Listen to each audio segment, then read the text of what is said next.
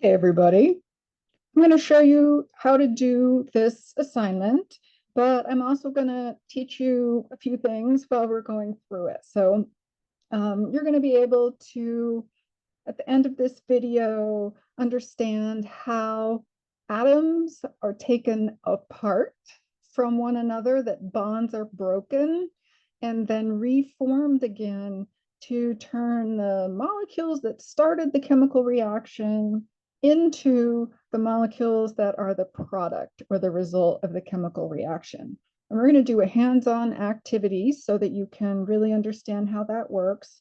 And what you're going to need to have on hand to get ready is something you can use to represent the atoms. Now, I'm using big marshmallows and little marshmallows, and something that you can fasten them together with. And I'm using toothpicks. You don't have to use these things. You can use anything that can easily be distinguished. Beads, little pieces like cutouts of some sandwich bread.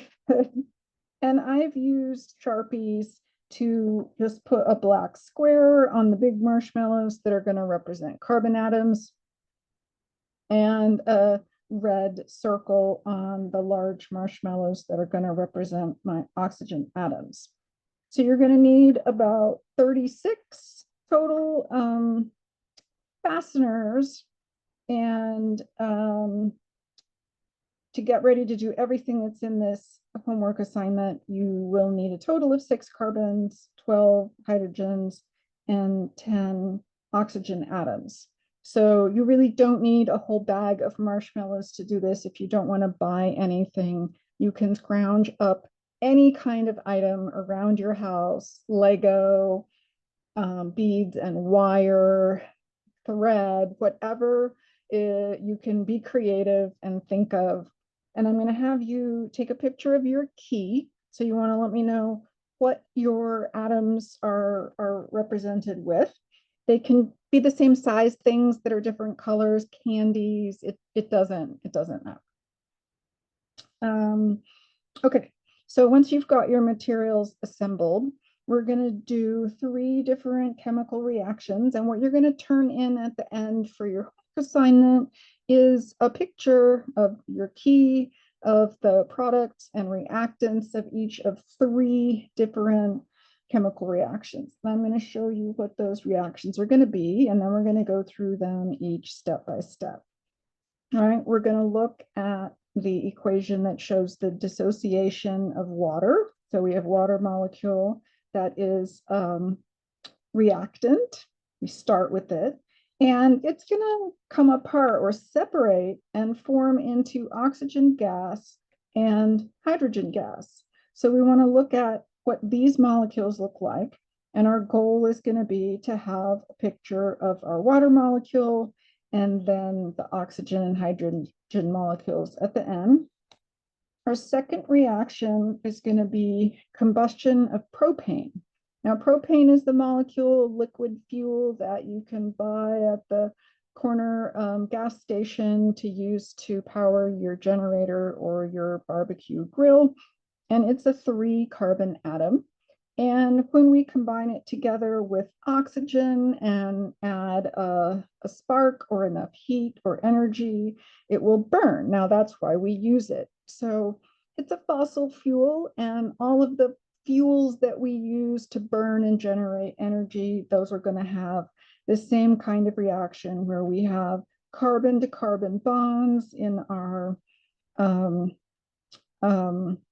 reactant molecule. It's going to combine together with oxygen. And the products we're going to get are going to be carbon dioxide molecules and water molecules. That is if it completely combusts. Okay, so combustion or burning of propane. And then we're going to do kind of a quickie version of cellular respiration. Now, this hexagon shape on here I'm using as a shorthand to represent the molecule glucose. And we're going to have glucose combining together with oxygen in our cells in the mitochondria. And that's going to go through a long series of steps, but it could be summarized with this reaction where we combine together glucose and oxygen, and the products we get are going to be carbon dioxides and waters. Now we're also going to store a lot of energy into ATP molecules, but we'll come back to that in another lesson. All right, now notice that this cellular respiration reaction and this combustion of propane reaction are the same. We have glucose here. It's a multi-carbon molecule. Propane is a multi-carbon molecule. And basically, we're burning those energy-containing molecules together with oxygen, and we get carbon dioxides and waters as the project. Now, cellular respiration is a special process whereby we don't get burning and exploding inside of our mitochondria, but we do it very slowly and carefully, step by step, so that we can convert the potential energy stored in this glucose molecule into potential energy that is more easily used by the cell in the ATP molecule. All right, so there's a lot here so far. We're going to start by making all of these molecules. So when you're ready to do your chemical reactions, you'll know what you're trying to get to. All right, so we're going to start with the dissociation of water. Now, if we go to a planet that we might want to colonize, it's so important that we find lots of readily available water on it, because if we have enough energy, we can force this reaction to happen and we can generate oxygen. Now, in order to use the glucose molecules we eat in our food, we have to be able to breathe oxygen. So this is a reaction that we might need to use if we're going to be terraforming or colonizing a planet such as Mars.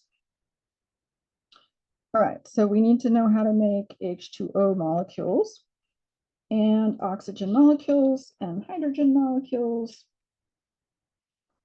Starting with water, its chemical formula is H subscript 2O. And that means it has 2 hydrogens and 1 oxygen, right? So make sure you understand how that H subscript 2 is telling us that there's 2 hydrogens that are going to be bonded to an oxygen to make this molecule. So I'm going to add the toothpicks to form the bonds.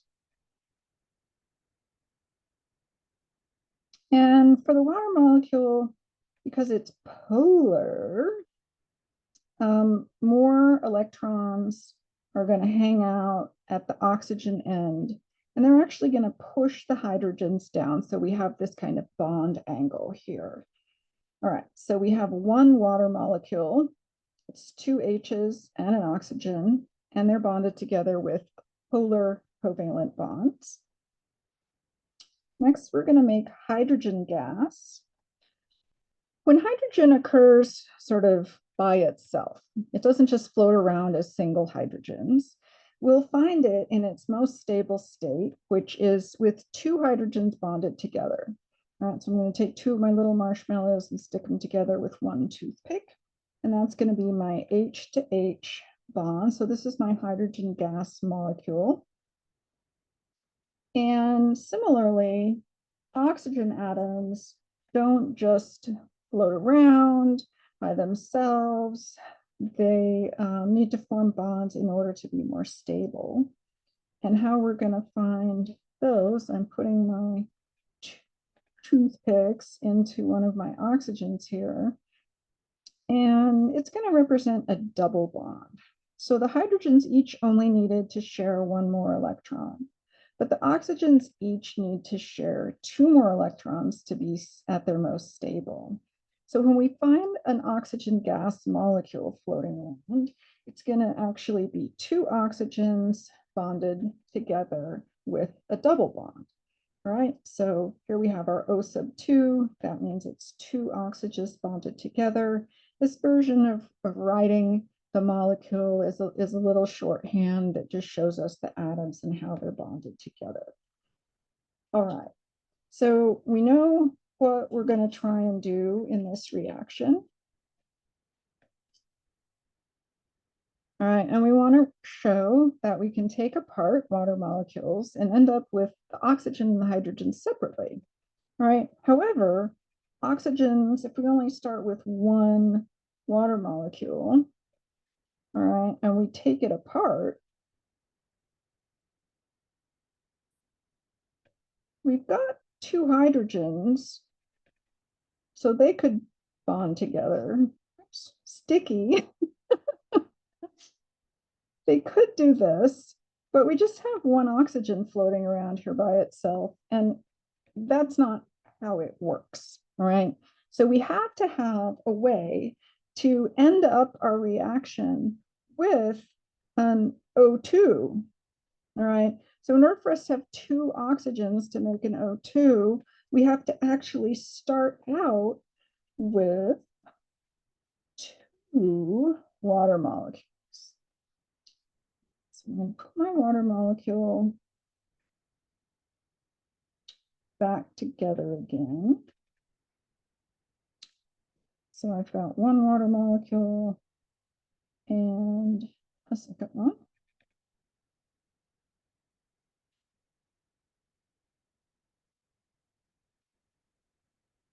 All right. So it turns out that in order for this reaction to happen, I actually have to start with two H2Os. All right. So I've got my two water molecules here. And now when I take them apart, I want to make them into an O2 molecule. Doesn't really matter which toothpicks I use. The analogy breaks down. So we're just going to stick them back together. You don't have to worry about how many toothpicks you have at the end of your reaction and how many you started with. You do need to worry about how many of each kind of atom you started with. So here we have, now we have our leftover hydrogens, and you can see that we're going to make two H2s out of it. All right. So in order for this reaction to happen, we actually have to start with two waters in order to have two total oxygens available to make our oxygen gas molecule. And if we have two waters to start with, we actually have a total of four hydrogen atoms, and they both end up as hydrogen gas molecules. And so in order for us to have this equation work, then it turns out we have to actually balance it or add in the number of molecules we need to have for the beginning and for the end. All right, so for this reaction, you're going to use whatever you have for your molecules, and you're going to take a picture of your two H2Os ready to go, and then you're going to take them apart and put them back together as an O2 and two H2s, right? And take a picture of that. And then